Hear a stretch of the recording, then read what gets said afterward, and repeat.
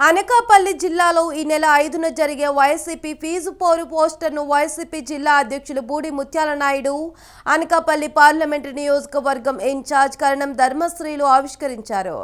మాజీ సీఎం జగన్మోహన్ రెడ్డి పిలుపు మేరకు ఫీజు పోరు కార్యక్రమంలో భాగంగా ఈ నెల 5న జరిగే కార్యక్రమానికి జిల్లాలోని వైసీపీ నాయకులు, కార్యకర్తలు పాల్గొనాలని కోరారు. వైసీపీ హయాంలో ఎలాంటి ఫీజు రియంబర్స్మెంట్ బకాయిలు లేకుండా కొనసాగించారని తెలిపారు. కూటమి ప్రభుత్వం వచ్చిన తర్వాత 3,000 కోట్ల ఫీజులు బకాయిలు పెరిగాయని అన్నారు.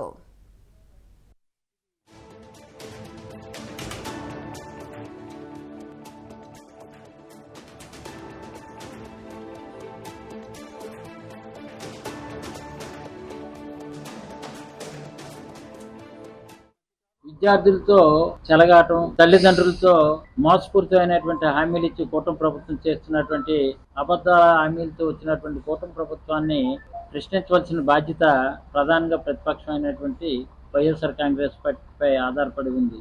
ఈ అబద్ధపు హామీల వలన ప్రజలు వాళ్ళని నమ్మి మోసపోయారు. మోసపోయినటువంటి విధానాన్ని ఎండగట్టవలసిన బాధ్యత ప్రధాన ప్రతిపక్షంగా మనపై ఉందని చెప్పి 3 విధానాలు ప్రకటించారు. ఒకటి, ధాన్యం కొనుగోలుపై గిట్టుబాటు ధర రాలేని పరిస్థితి కానీ, విద్యుత్ ఛార్జీలు ఈవేళ నుంచి అయితే బాదుడు ఈవేళ నుంచే విపరీతమైనటువంటి కరెంట్ ఛార్జీలు. ఈ షాక్ ఎప్పుడు కొడుతుంది అంటే 4 రోజులు పోయి కొడుతుంది సామాన్య షాక్. అది చేసే కార్యక్రమం కానీ, అలాగే విద్యార్థులతో అర్ధాంతరంగా కార్పొరేట్ కాలేజీలు ఎక్కడైతే ఉన్నాయో ఏ కాలేజీలైనా సరే ఫీజులు కట్టలేక అర్ధాంతరంగా ఆపేస్తున్నారు.